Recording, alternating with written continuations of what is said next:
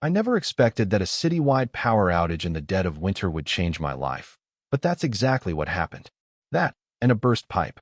It sounds like the start of a disaster movie, and in some ways it was. But it's also the story of how my new neighbor, and all his beautiful, chaotic energy, crashed right into my quiet, orderly world. My world, for the record, was pretty small back then. It consisted of my one-bedroom apartment on the third floor, my freelance graphic design work, and a routine so predictable you could set a watch by it. I'm Lucas, and before all this, my life was a carefully curated collection of muted colors and soft edges, designed for minimal friction and zero surprises. Loneliness was a familiar tenant in that world, a quiet roommate who didn't pay rent but also never made a mess. I had accepted it as a permanent fixture. My building was old, one of those pre-war brick structures with charming flaws like squeaky floors and temperamental radiators. It had character, which was a polite way of saying it was falling apart slowly. I'd lived there for 5 years, and I knew the sounds of every neighbor, the shuffling slippers of Mr. Henderson in 2B, the faint classical music from the couple in 4A. It was a comfortable, anonymous sort of community. Then Caleb moved in across the hall. His arrival was not quiet. It was announced by the scrape of heavy furniture against door frames, the thud of dropped boxes, and the cheerful, slightly off-key whistling of someone who seemed entirely too energetic for a Tuesday morning. From my peephole, I got my first glimpse of him. He was tall, with broad shoulders that strained the fabric of his t-shirt, even in the cold. His hair was a dark, unruly mess, and his face, when he turned, was flushed with effort, a smudge of dirt on his cheek. He looked like a force of nature. He looked like the kind of man who built things with his hands, who laughed loudly in bars, who probably had a long-term girlfriend he took on camping trips. In other words, he was the complete opposite of me, and therefore, entirely, breathtakingly unattainable. I watched him for a moment longer, a stranger in my quiet hallway, and felt a familiar, dull ache of longing. Then I went back to my computer and tried to forget the sound of his whistling. For the next few weeks, my life had a new soundtrack. The buzz of a power sander, the sharp rap of a hammer, the low rumble of his voice as he argued with someone on the phone about drywall delivery. He was renovating. Gutting the place, it sounded like. I'd see him in the hallway sometimes, covered in a fine layer of dust, and he'd always give me a weary but genuine smile. "Hey man, sorry for the noise," he'd say, his voice a little raspy. "No problem at all," I'd reply, my own voice feeling thin and reedy in comparison. "Making it your own," and he'd nod, his eyes crinkling at the corners. They were a startlingly warm shade of brown, like whiskey held up to the light. I learned to time my errands to avoid these encounters, because each brief, polite exchange left me feeling flustered and foolishly hopeful for reasons I refused to examine too closely.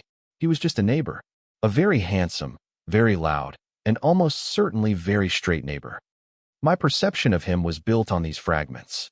I saw him carrying heavy bags of groceries up the stairs without losing his breath. I saw him helping our elderly neighbor, Mr. Henderson, with a stubborn jar of pickles on the landing. He seemed confident, capable, and completely at ease in his own skin. He was everything I felt I was not. So I filed him away in a mental box labeled "Look, Don't Touch," and continued on with my quiet, predictable life.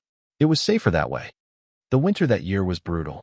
A deep, biting cold settled over the city and refused to leave. The news warned of a polar vortex, a term that sounded both dramatic and deeply unpleasant. We were all told to brace for the worst, to stock up on batteries and blankets. I did, of course. My emergency kit was neat, organized, and ready. I imagined Caleb's was probably non-existent. He seemed like the kind of person who would face a polar vortex with a shrug and a half-eaten bag of chips. And then, one Thursday evening, the lights flickered once, twice, and died.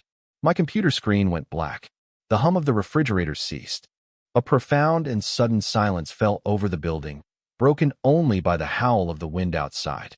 The power was out, not just in our building, but across the whole neighborhood. The city was plunged into a cold, inky darkness.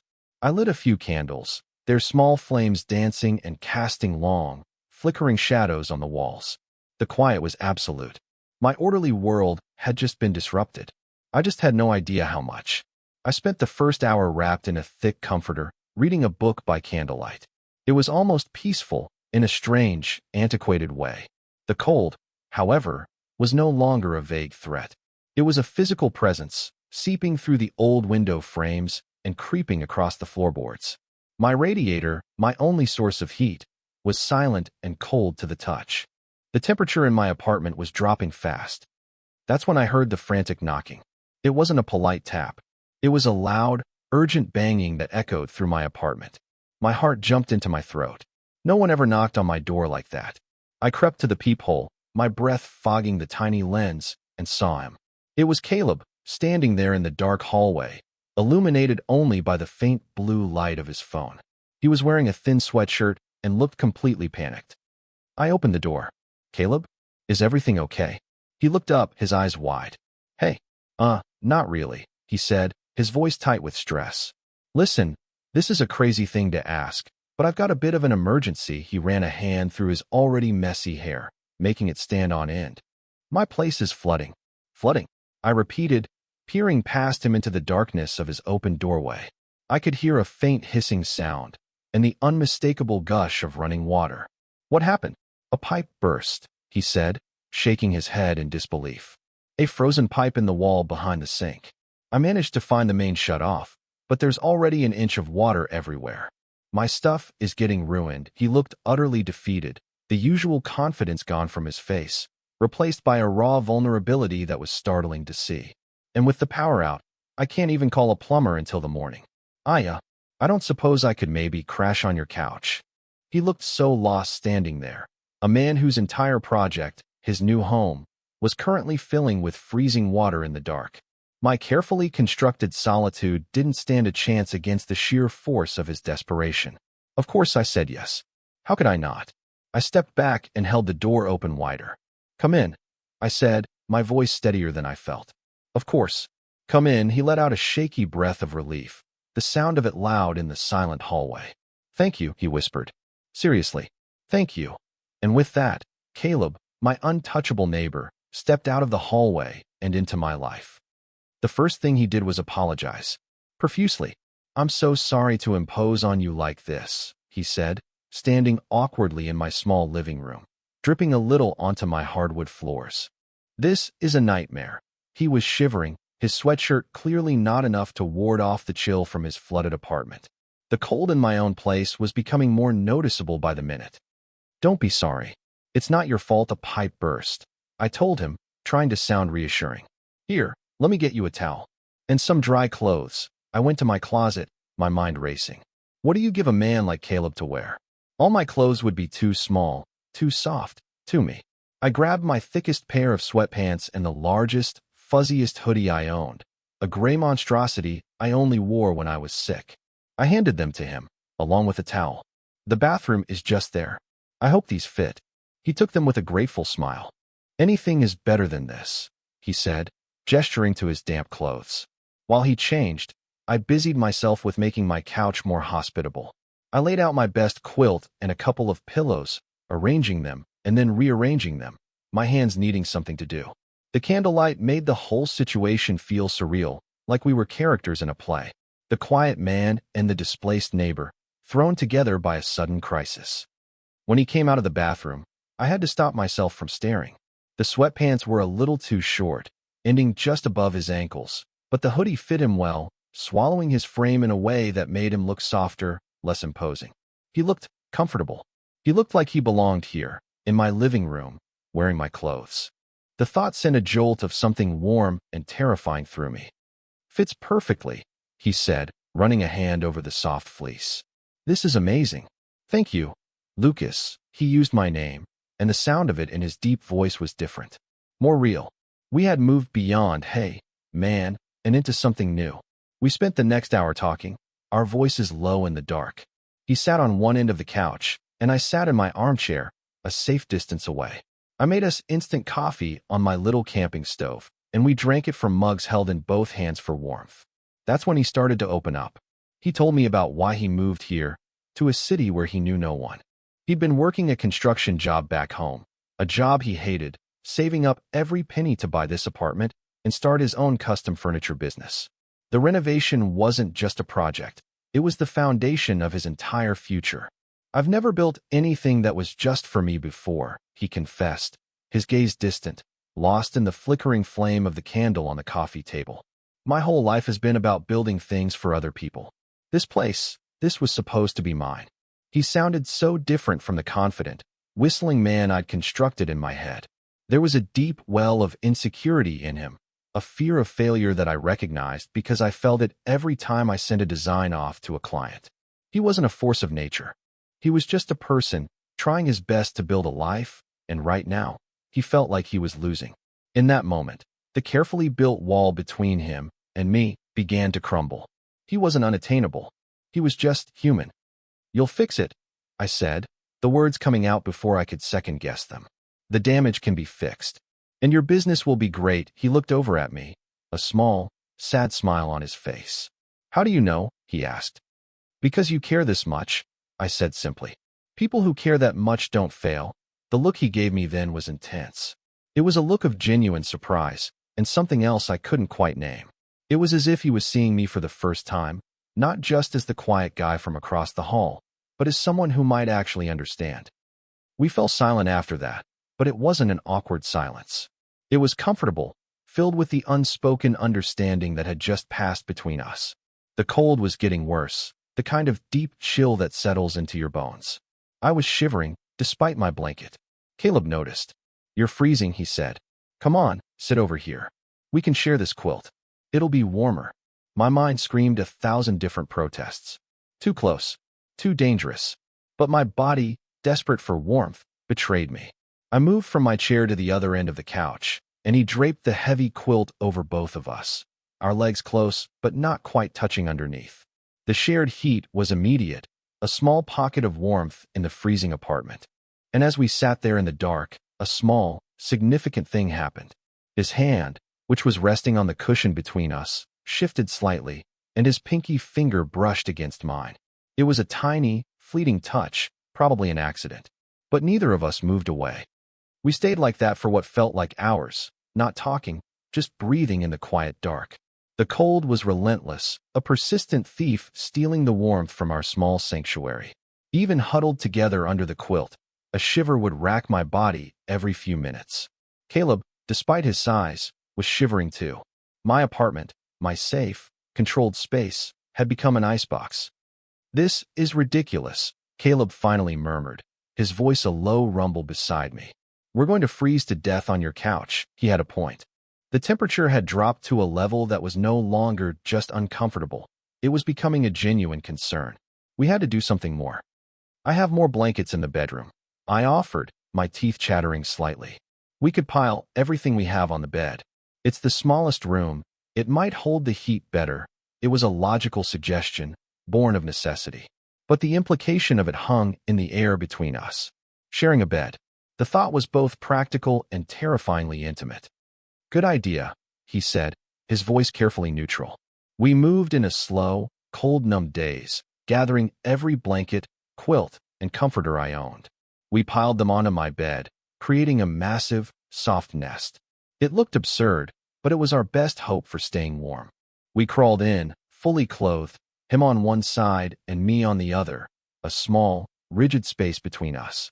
For a long time, we just lay there, stiff and silent, acutely aware of each other's presence in the darkness. It wasn't working well enough. The cold was a physical weight, pressing down on us. I couldn't stop shaking. "This is still so cold," I whispered into the darkness. I felt more than saw Caleb shift beside me. "Okay, new plan," he said, his voice soft but resolute. "Pretend we're penguins. Huddle for warmth." All that body heat stuff, my heart hammered against my ribs. Was he serious? Before I could answer, he moved. He rolled toward the middle of the bed, closing the space between us.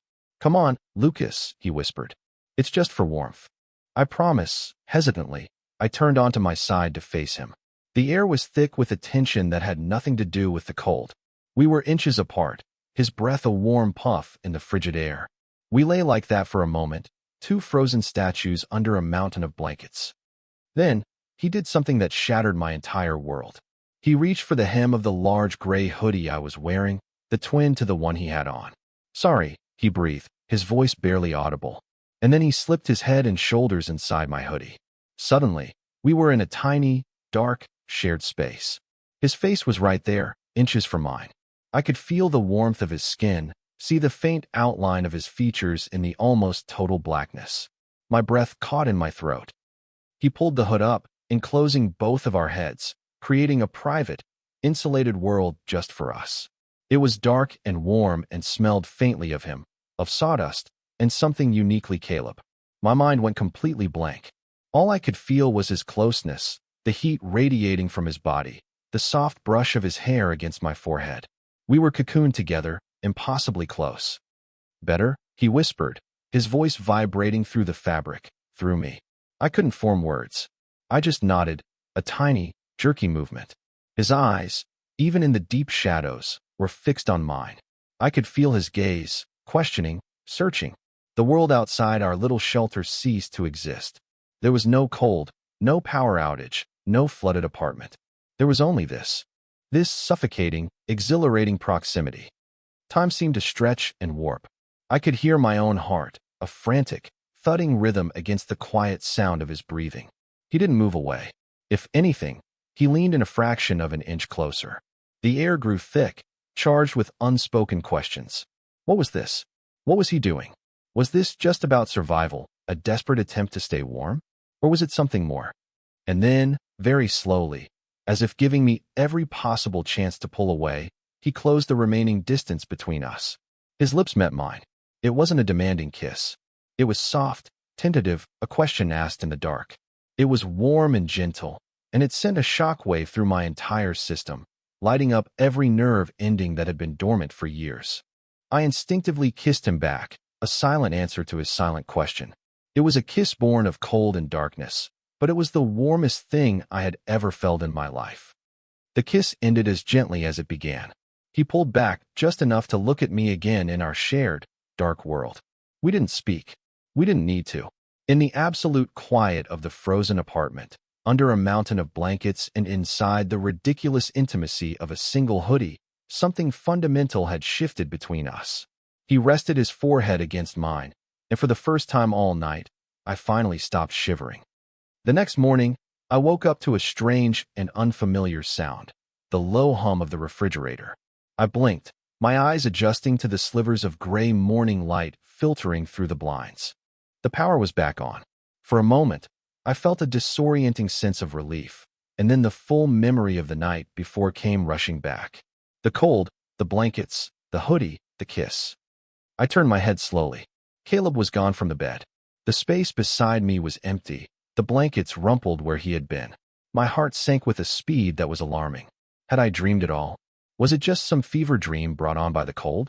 But no, the extra blankets were real, and my oversized gray hoodie was lying on the pillow next to me, not on my body. I found him in the living room, standing by the window, staring down at the snow-covered street below. He was dressed in his own clothes from the night before, which were now dry and rumpled. He was holding a mug of what I assumed was coffee, the steam rising in the cold morning air. He didn't seem to notice me at first. The confident, easygoing man from the hallway was gone again, replaced by someone who looked thoughtful and deeply uncertain. "Hey," I said, my voice hoarse. He turned, and a complicated expression flickered across his face. It was a mixture of relief and anxiety, the very same things I was feeling. "Hey," he said back. Powers on, and awkward silence descended, thick and heavy. The easy intimacy of the night, born of necessity and darkness, had evaporated with the morning light. Now, we were just two men in an apartment, with the memory of a kiss hanging between us. My mind raced, trying to find the right thing to say, but all I could come up with were questions. What did that kiss mean? Was he regretting it? Was he just going to pretend it never happened, a strange footnote in the story of his burst pipe? The fear of rejection was a cold knot in my stomach, far colder than the apartment had been during the night. I had let myself be vulnerable, had answered his tentative kiss with one of my own, and now, in the harsh light of day, I was terrified I had made a huge mistake. He took a sip of his coffee. "I should, probably go check on my place," he said, not quite meeting my eyes. "See how bad the damage is. And call a plumber." It was a retreat. A polite, sensible excuse to leave and end this awkwardness. Every insecure part of my brain screamed. See? It meant nothing to him. It was just the cold. I felt a crushing sense of disappointment. I had allowed a tiny seed of hope to sprout in the dark, and now the sun was up, and it was withering. Right? Of course, I said, trying to keep my voice even, trying to sound like a normal, helpful neighbor whose heart wasn't currently plummeting to his feet. Let me know if you need anything. More towels, or anything. I was already reverting back to my role as the quiet guy across the hall. It was a familiar, safe role, but it suddenly felt like a cage. He nodded, still looking out the window. Thanks again, Lucas. For everything. You really saved me last night. He said it with sincerity, but it felt like a closing statement. A neat and tidy end to our brief, enforced proximity. He was thanking me for the shelter, for the clothes, for the coffee. The kiss was left unspoken, an unacknowledged ghost in the room. He drained his mug, placed it carefully in the sink, and walked toward the door. I just stood there, frozen, watching him go. He was going to walk out that door, and things would go back to the way they were. Except now I would be haunted by the memory of what I had briefly, foolishly, allowed myself to hope for. He paused with his hand on the doorknob. He turned back to look at me, and for the first time that morning, his eyes met mine directly. The uncertainty was still there, but there was something else, too. A flicker of the same vulnerability I'd seen the night before. He started, then stopped. He shook his head slightly, as if arguing with himself. My entire body tensed. This was it. The moment of truth. He was either going to apologize for the kiss or pretend it never happened. I braced myself for the impact. But he didn't do either of those things. The tension in the apartment was unbearable. It felt like holding your breath underwater, waiting to see if you would get to the surface in time. He finally let out a long sigh, his shoulders slumping just a little. He walked away from the door and came to a stop a few feet in front of me. The space between us crackled with everything left unsaid. Okay, look, he began, his voice low and serious. I can't just walk out of here and pretend that didn't happen. Relief washed over me so intensely my knees felt weak. He wasn't going to ignore it. He ran a hand through his hair, a nervous habit I was quickly coming to recognize. Last night was a lot, and I'm not talking about the flood. I just nodded, unable to trust my own voice yet. I was giving him the floor, letting him lead, because I had no idea where we were going. The thing is, Lucas, he continued, his gaze steady on mine. I've wanted to talk to you for weeks. Like, really talk to you. Not just, hey, man, sorry for the noise in the hallway. This was not what I was expecting. My internal narrative of the situation began to rapidly rewrite itself. Ever since I moved in, I'd see you, and you just, I don't know. You have this quiet way about you. You seem so calm and put together, and I'm over here making a mess and a ton of noise. He gave a small, self-deprecating laugh. I wanted to ask you for a coffee, or a beer, or something, but I had no idea if you were, he trailed off, gesturing vaguely. If I was gay, I supplied, my voice finally returning. He nodded, a look of relief on his face. Yeah, that. And I'm not exactly an expert at this. I was so scared of misreading things, of making you uncomfortable. So I just kept sanding my floors and hoping I'd magically grow a spine. He took a small step closer. The air between us was electric. So last night, he said, his voice dropping even lower. When we were under the blankets, and in your hoodie, he shook his head again, a faint blush creeping up his neck. That wasn't just about being cold, Lucas. I mean, I was freezing. But it was an excuse. A clumsy, terrified excuse to be close to you. To see if maybe you felt something too. All the anxiety, all the fear that had been churning in my stomach, it all just dissolved. It was replaced by a bright, soaring hope that was so potent it almost made me dizzy. He hadn't regretted it. He had orchestrated it. The man I thought was impossibly confident was just as nervous and uncertain as I was. He had been watching me, just as I had been watching him. I finally managed to say, the words feeling huge and momentous. I do. A slow smile spread across Caleb's face, a real, genuine smile that lit up his eyes and transformed his entire expression. It was like the sun coming out after a long, gray winter. The tension in the room didn't vanish, but it changed, morphing from anxiety into a thrilling, joyful anticipation. Good, he breathed, the single word filled with a world of relief. That's really good. He closed the remaining distance between us, and this time there was no hesitation. He framed my face with his hands, his palms warm against my skin. Can I try that again? Without the threat of hypothermia as an excuse. I didn't even need to answer. I just leaned in, and he met me halfway. And the kiss we shared in the clear, cold light of morning was nothing like the tentative one from the night before. It was confident, sure, and filled with all the hope and relief and pent-up longing of two people who had finally found their way to each other. It was a confirmation, a beginning. It was the end of my quiet, lonely world, and the start of something new and beautifully, wonderfully chaotic. In the weeks that followed, my life rearranged itself completely. The change wasn't sudden or jarring, but a slow, gentle shift, like a landscape changing with the seasons. Caleb's world and my world began to overlap, our two separate apartments on the third floor becoming two halves of a single whole. The sound of his sanding and hammering was no longer just noise. It was the sound of him rebuilding his future, a future that I was now, incredibly, a part of. We went on our first official date 2 days after the power came back on. We went to a small Italian restaurant downtown, a place with checkered tablecloths and candles dripping wax down the sides of wine bottles. It was simple and perfect. We talked for hours, filling in the gaps of our lives, sharing stories from our childhoods, our past heartbreaks, our biggest dreams. I learned that his love for woodworking came from his grandfather, and he learned that my quiet nature was a shield I'd built after years of feeling like I was too much and not enough all at once. He was nothing like the man I had first imagined. Yes, he was strong and capable, but he was also incredibly thoughtful, with a surprising eye for detail that I, as a designer, deeply appreciated. He would point out the elegant curve of a chair or the perfect balance of a piece of architecture. And he was just as nervous and unsure as I was, in his own way. He was just better at hiding it behind a layer of cheerful energy. My apartment, once my solitary sanctuary, became our space. He'd come over after a long day of working on his place, covered in dust, and collapse onto my couch. I'd make us dinner, and we'd eat while watching old movies, his leg resting against mine. The quiet loneliness that had been my constant companion for so long simply packed its bags and left, replaced by the comfortable, easy presence of Caleb. My world was no longer muted. He had filled it with color and warmth and the sound of his laughter. His apartment was eventually finished. The transformation was stunning. He had turned the dusty, chaotic space into a warm, beautiful home, filled with handcrafted furniture that was both rustic and modern. Every piece told a story. Standing in his finished kitchen, I felt an overwhelming sense of pride for him. He had done it. He had built his foundation. One evening, a few months after our first kiss, we were standing in his living room, looking out the window at the city lights.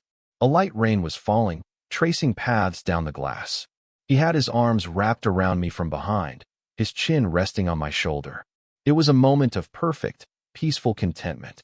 "You know," he said quietly, his voice a low rumble against my back. "My contractor told me that if that pipe hadn't burst, the pressure would have built up somewhere else. It was bound to happen." I smiled, leaning my head back against his. "A disaster waiting to happen," I said. He chuckled. "Yeah, a beautiful disaster." He turned me around to face him, his warm brown eyes full of an emotion that still made my heart skip a beat. "Best thing that ever happened to me." Then he smiled, a mischievous glint in his eye. He was wearing a soft, dark blue hoodie. He grabbed the front of it, pulling it out. "Come here," he said, his voice playful. He pulled the fabric over my head, and once again, I was inside his hoodie with him, enclosed in our own private little world. It was warm and familiar and smelled just like him. "Still works," he whispered, before kissing me softly. And in that moment, I thought about how strange life is. You can spend years building walls around your heart, creating a safe, predictable, and lonely existence. You think you're in control, but you're not. Life is a force of nature, just like a polar vortex or a burst pipe. It can tear down your walls in an instant. Sometimes, all it takes is a power outage and a neighbor in need of a place to stay. Sometimes, the thing that feels like a disaster is actually the beginning of everything you never knew you were searching for. It's about being brave enough to open the door when it knocks,